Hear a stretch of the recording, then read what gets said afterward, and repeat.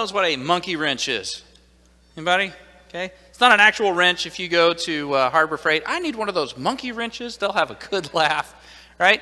It's this idea that if you have an engine, there's a lot of moving parts, and you throw a wrench into the moving parts and the gears, what happens? Right? Breaks down. Right? It's an idiom that we use to say to throw a monkey wrench in something is to basically like sabotage an otherwise well-functioning, well-oiled machine. Have any of you guys ever monkey wrenched yourself? Anybody? Yeah. Ever do a lot of hard work only to like ruin it? So years ago, we talked about the holiday season's coming up, Christmas is coming up. Years ago, when money was really tight, we wanted to have a nice dinner for Christmas Eve. And so I got my grandmother's potato and ham soup recipe, and we were eating like the bare minimum, living in a small apartment with the kids, but we wanted to do something special. So we spent a little extra money. We got all of the best ingredients from the grocery store. I spent like a couple hours just cooking all of this stuff from scratch. And we cooked it in the morning, Christmas Eve, because we had Christmas Eve service coming up at church. And I was the music guy, so I had to get there early to practice. So I cooked this delicious soup, and I know if you put a boiling soup into the fridge, it's not good. So I put it in a plastic bowl and I set it out on the counter so it could cool before I put it in the fridge, so that when we went to Christmas Eve service and came back, we could heat up delicious potato and ham soup. Some of you guys know where this is going. Okay. So I did Christmas Eve. It was great. We were gone for many hours. We got back and we're like, man, I am starving. It's time for soup. And I opened up the door to the apartment and I smelled so strongly potato and ham soup. I'm like, man, why does that smell so strong? It's in the fridge. So no. It was not in the fridge. I spent all this money, I spent all this time cooking the soup, but I failed to put it into the fridge, and so instead the potato and ham soup was just lingering on the counter for like 5 hours and getting unsafe food health-wise. And it was especially bad because you guys know, Christmas Eve, nobody is open. Okay? No food options. Do you know what we had? The boys are too little they probably don't remember. You know what we had for Christmas Eve dinner? Those little rolled tacos and rolled sausage logs from the gas station that are on that was it. That was it. Heartburn for Christmas. Okay? It was so disappointing. Don't miss this. It was so disappointing to put all that work in and to have something awesome and delicious and then ruin it by failing to do one small, simple, easy thing. Today, I want to talk to you about how to develop some monkey wrench repellent in your financial lives. Because many of you have been putting work into building something, and we were trying to do this God's way. We're trying to be wise with our money, and there's a simple mistake that so many Americans make, I've made before, that can actually wreck it all. So I want to show you what that is and how to avoid it so you don't monkey wrench yourself today. It's it's kind of the conclusion to our series called Making Change. So we've been looking at how to manage stuff and how to go through life where I own stuff and not where stuff owns me. So I want to take a minute to give thanks to Pastor Craig Rochelle and Life Church. They made the video, and they designed all of these graphics, and they told us we could use all of it for free. They are awesome folks down there in Oklahoma. They're the ones that make the Bible app.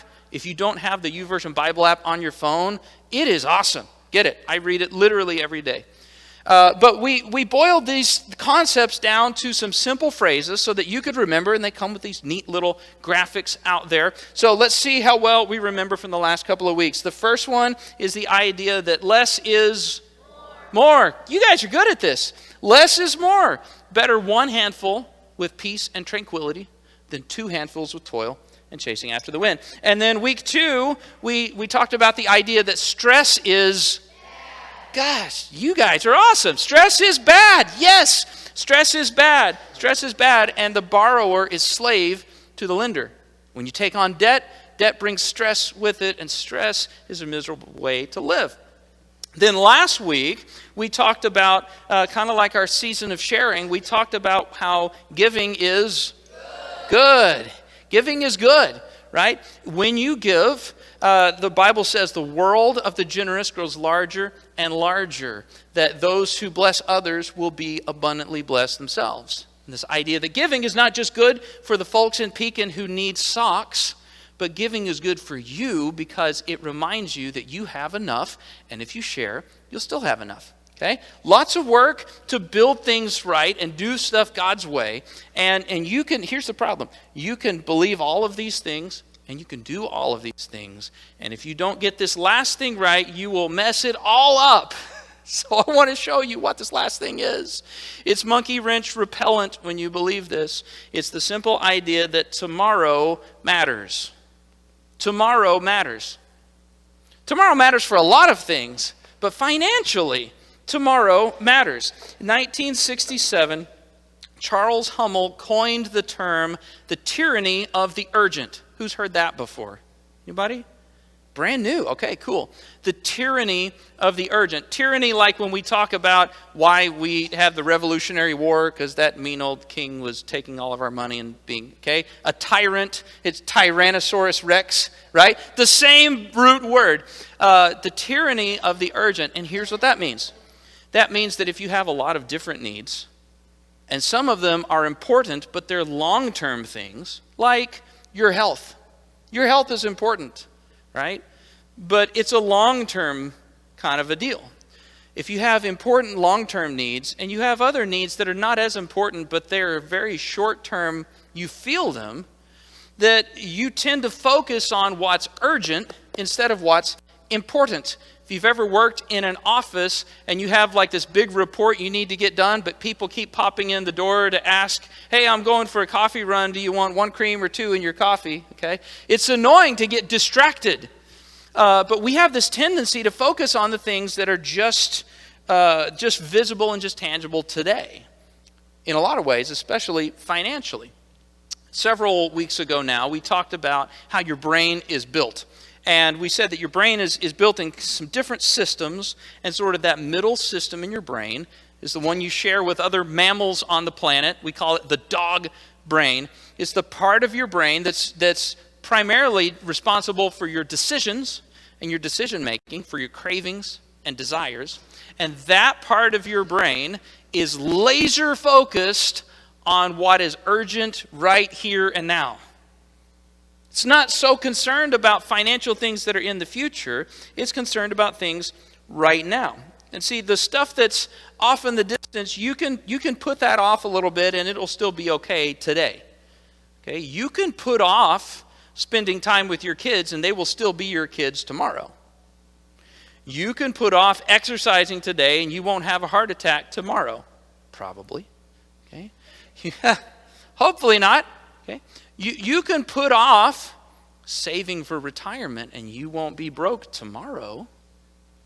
But some of these big financial things, if you keep putting them off and putting them off and putting them off, they never get there and you end up in trouble. Well, the problem is the dog brain, that we are designed, we are naturally inclined to just pay attention to the here and now. And it's the same in America today as it's been for thousands of years. But in America today, 78% of Americans, recent poll, 78% of Americans feel like they're living paycheck to paycheck. Okay? If you've ever had something, a bill due, or the kids need a check for this for marching band, or this thing breaks, or the vet bill, and it costs how much to do the shot for worms? Shouldn't we just let the dog have worms? What? Okay. Oh my goodness.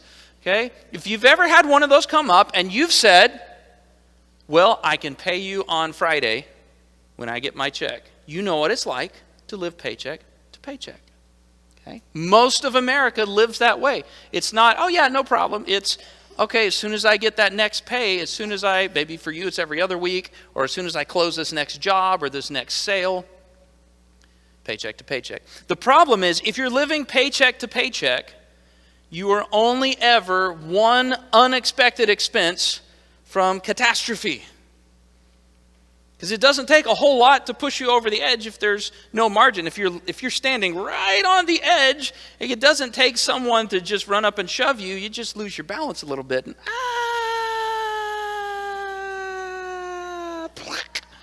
Okay? You don't want that financially. That's not good. That's not good. And looking only today will throw a monkey wrench in your plans. I said, it will.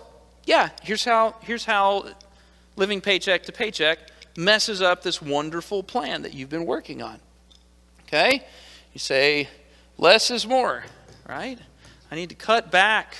I need to do less.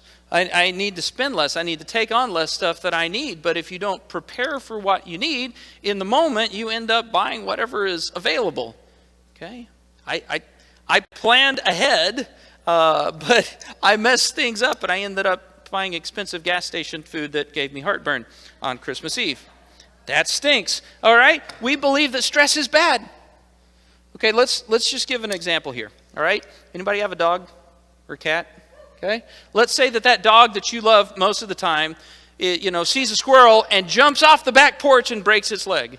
Oh, man, are you kidding me? You have to take the dog in to the vet. All right? If you've ever taken a dog into the vet, you know, like, they're trying to pay back vet medical school really hard because, oh my goodness, what? All right? So here's the thing.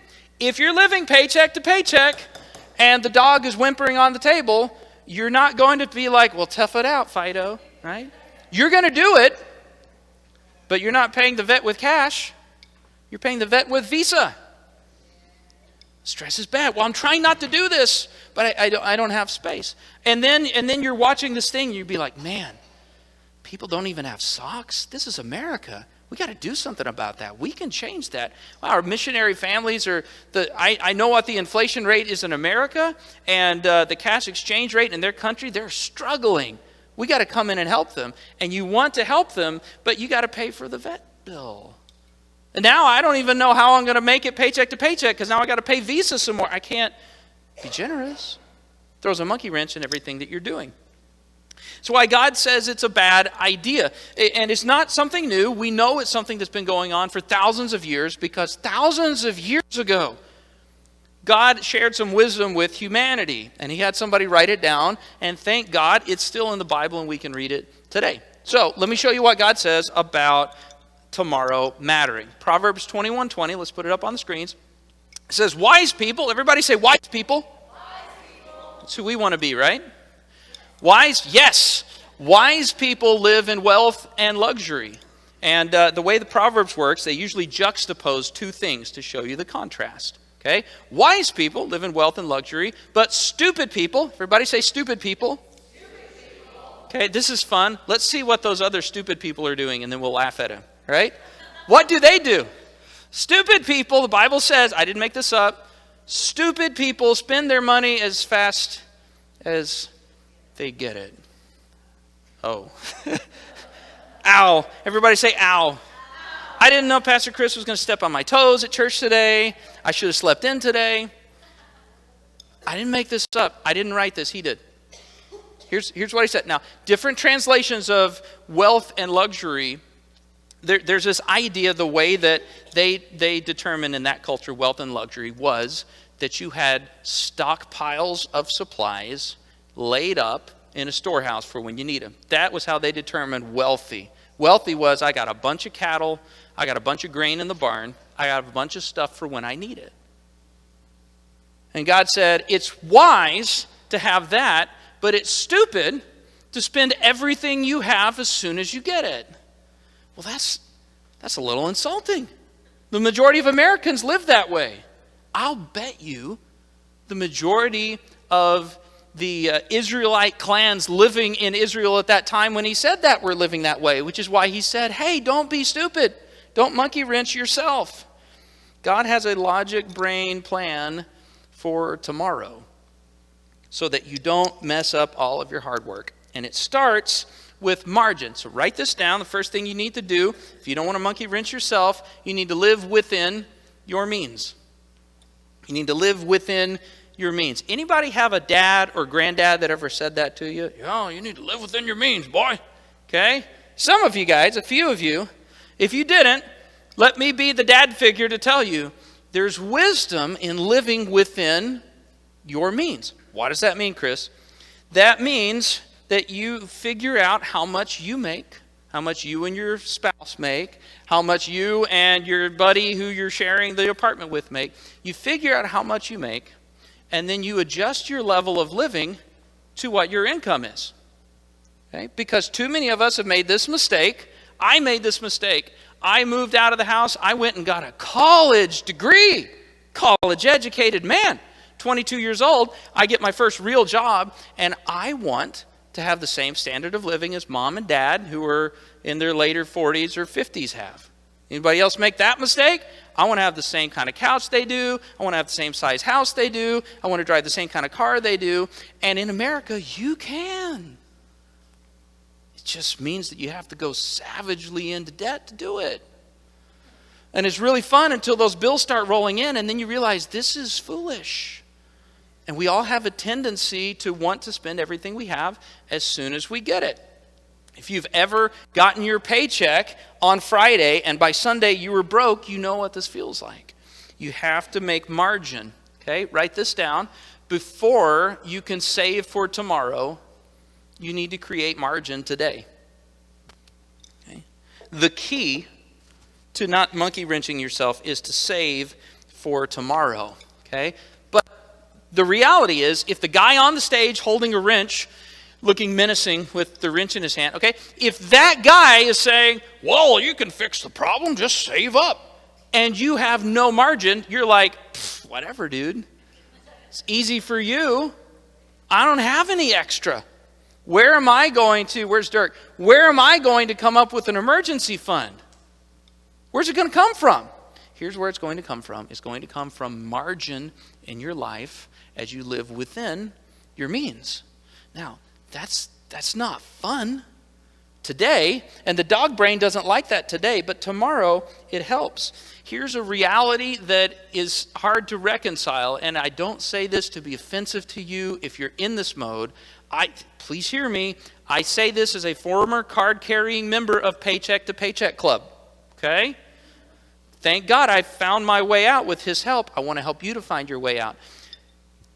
Having margin in your life is almost never an income problem.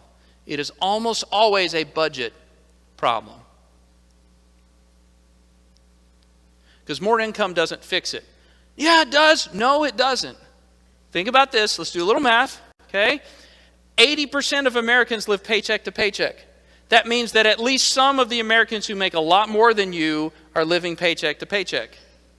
Do you know what the 78th, let's be accurate. Do you know what the 78th percentile is in America?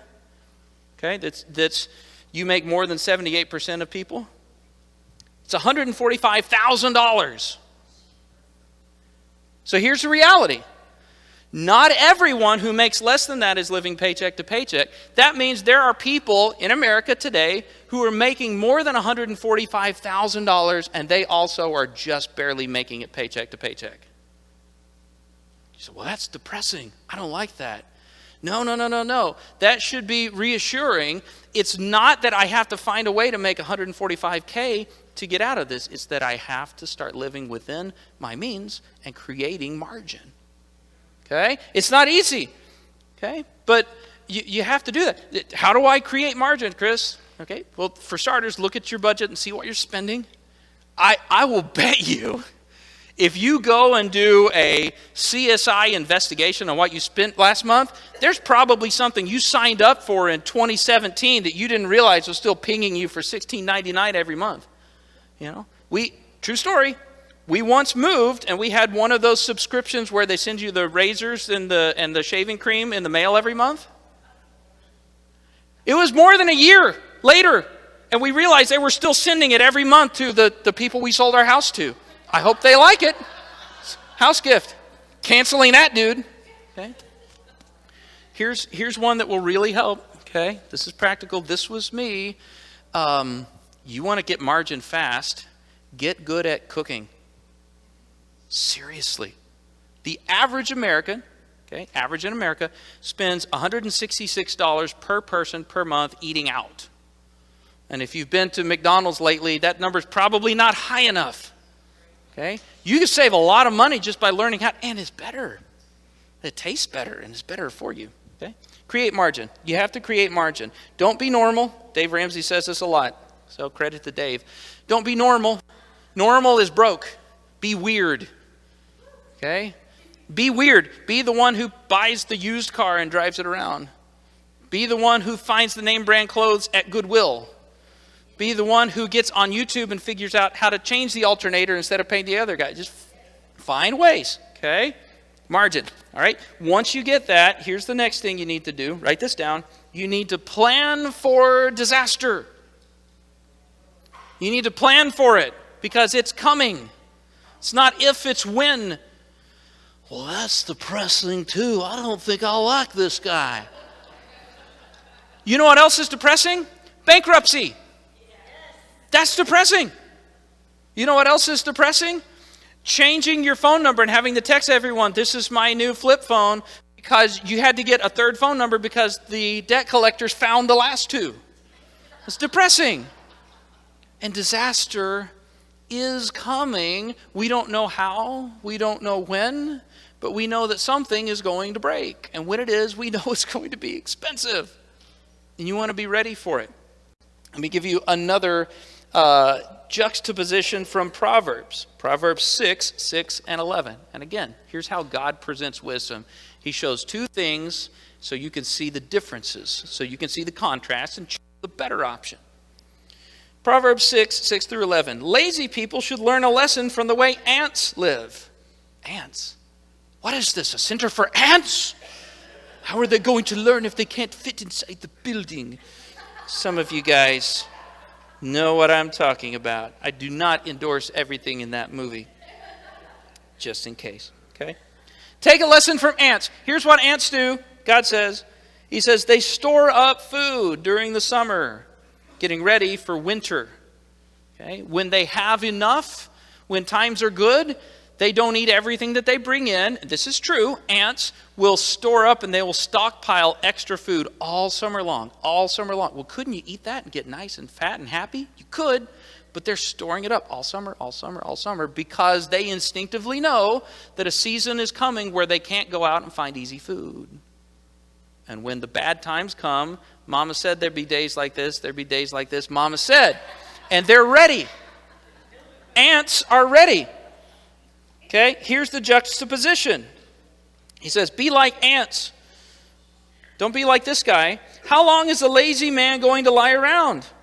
When is he ever going to get up? Some of you guys are like, they're writing that about my ex-husband, right? When is he ever going to get up? I'll just take a short nap, he says. I'll fold my hands and rest a while. But while he sleeps, listen to this, while he sleeps, poverty will attack him like an armed robber. Here's what he's trying to say. If you don't plan ahead, if you just kind of coast, poverty will come and attack you like an armed robber and take the stuff that you've worked so hard to build. Disaster is coming. Let me show you, all right? Let's have a response time for those who are in the room. And you guys at home, you can yell it too.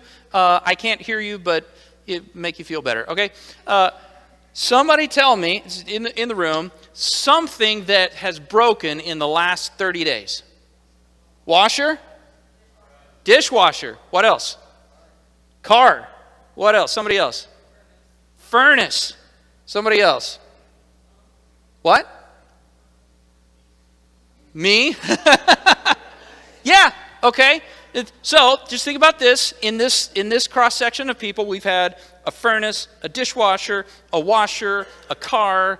That's not even to take into account all the technological stuff that's probably broken in our, okay? That's just this room. That's just in the last 30 days. That's expensive stuff. Have you priced a furnace out lately? No? Frank, is that cheap or expensive? Expensive. Okay? It's going to come. It's not if, it's when. Here's what's cool. When you plan ahead, write this down. This is true. Man, hope you get this. When you plan ahead, it's not a crisis, it's an inconvenience. When you plan ahead, okay, if the furnace breaks and you're not ready for it and you're living paycheck to paycheck, And Covenant comes in and puts a brand new one in. They're awesome guys, but they need to make a living too. And they're like, okay, here's how much it costs us to buy this furnace and put it in you're like, how am I going to pay for that? That's a bad space to be in. Now, it is never fun to have a furnace break and to buy a new one. That's never a happy day. But I, for one, I don't know about you, I have never lost an hour of sleep in my life for an inconvenience. If it's in the bank, it's like, man, that's a bummer, but I write the check, it's done. When you plan ahead, you don't have stress, and stress is bad. So plan for the unexpected. Here's what else. You need to plan for the stuff that you can expect, because not every financial big thing is unexpected. Write this down. You need to save for the big stuff. You need to save up ahead of time for the big stuff. Okay. I, like many of you, was a new parent once. And I know better now, but I remember that first time when my oldest son, Ethan, kind of hit that growth spurt through the summer.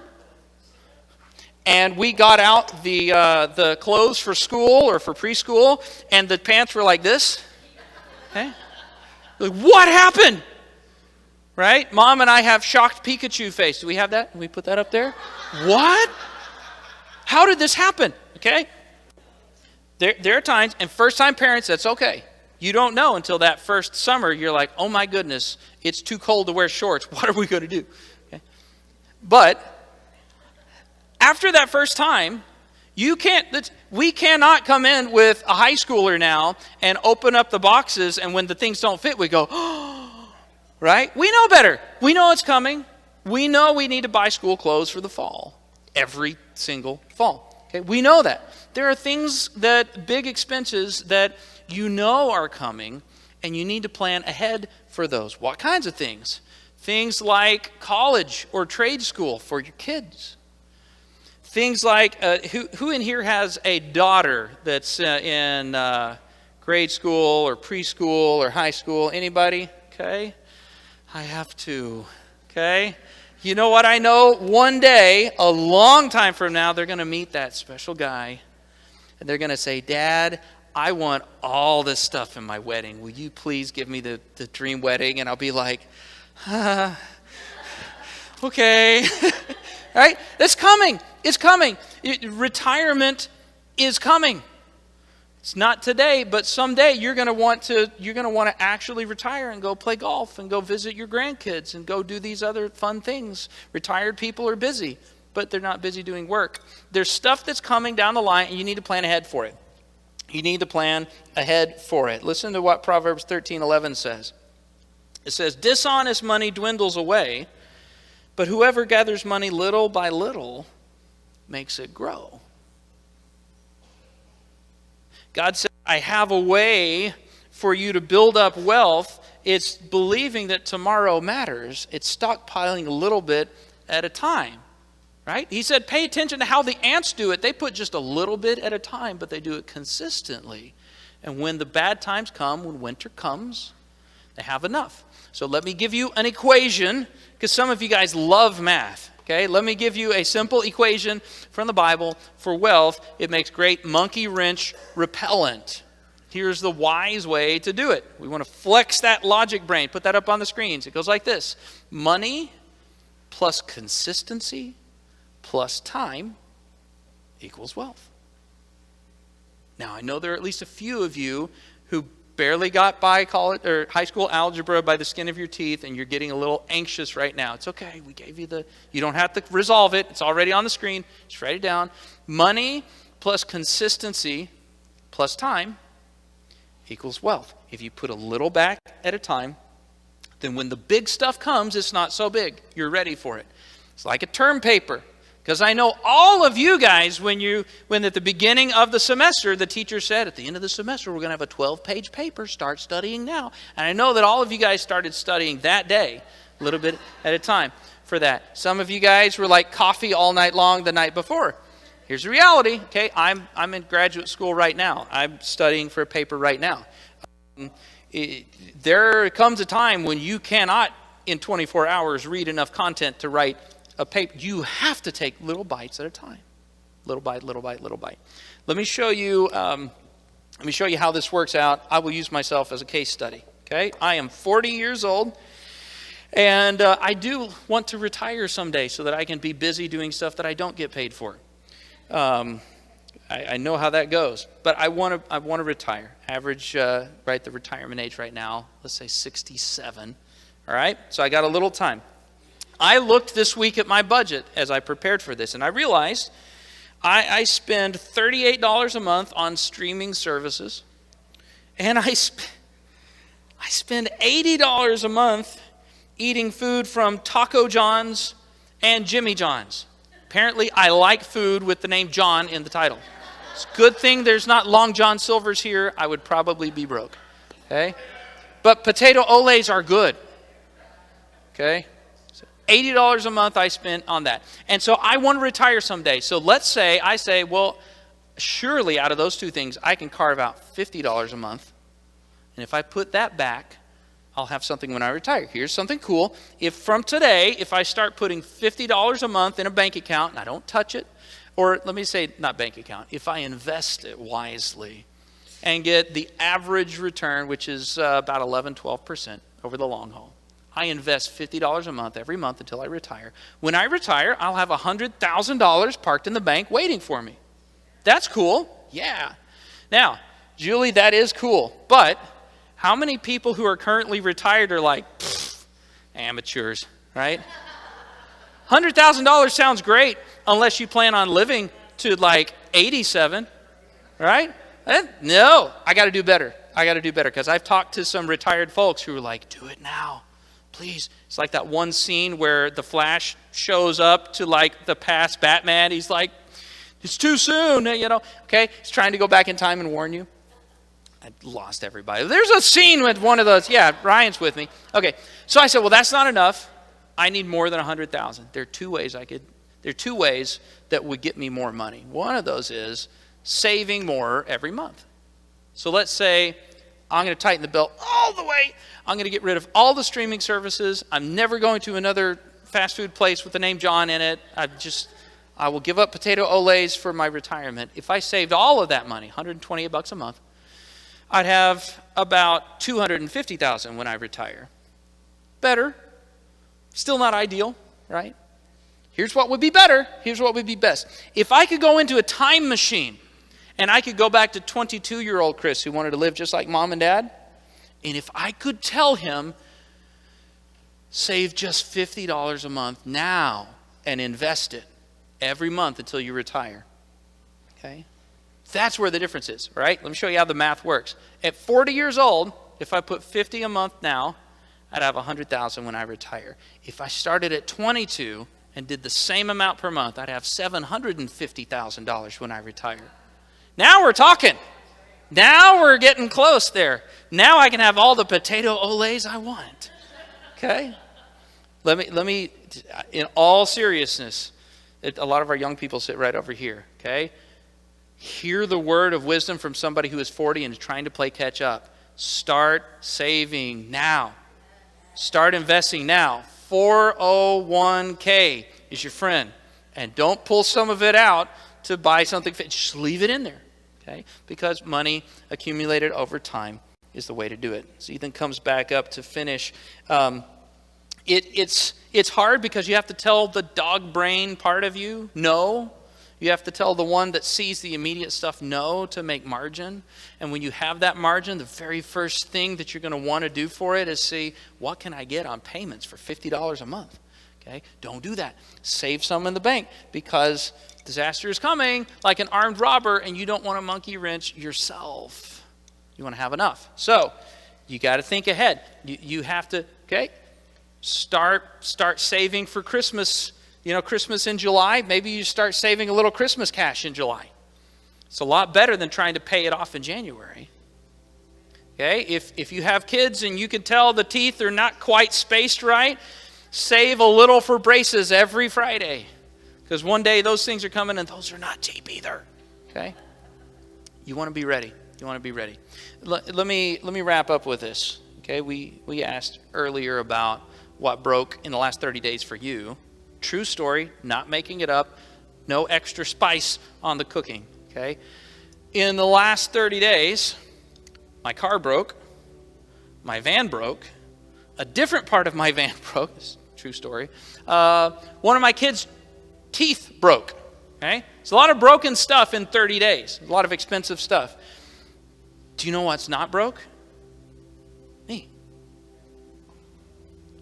I do not enjoy spending money on repairing cars. I do not enjoy spending money on fixing broken teeth. I don't like that.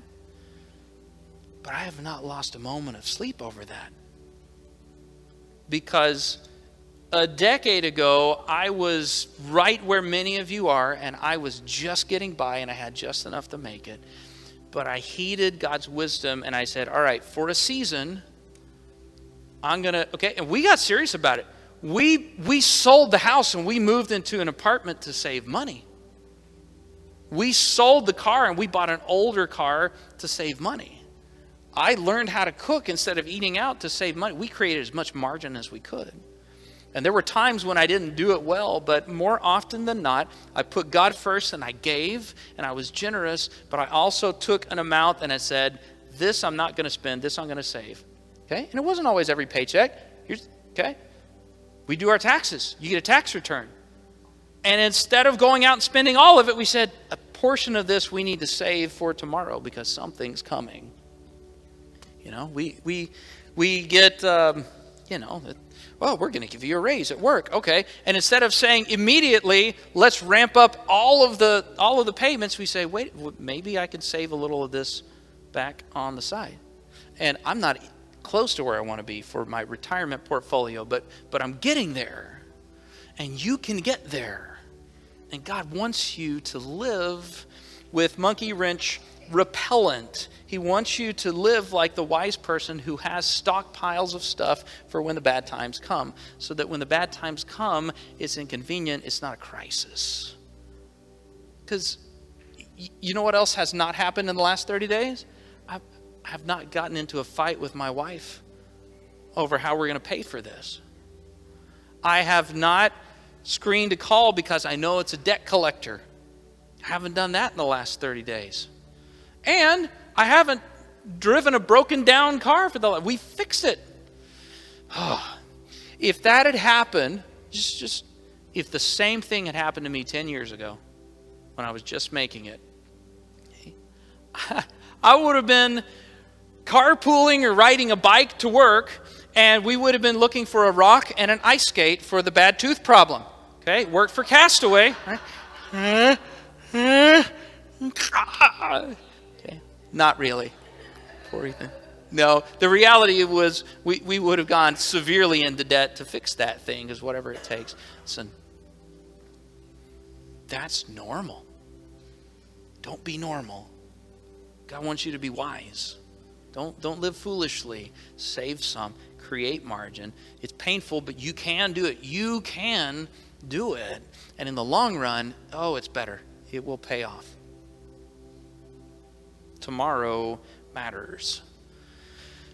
So plan ahead and don't monkey wrench yourself. Okay? Start saving today.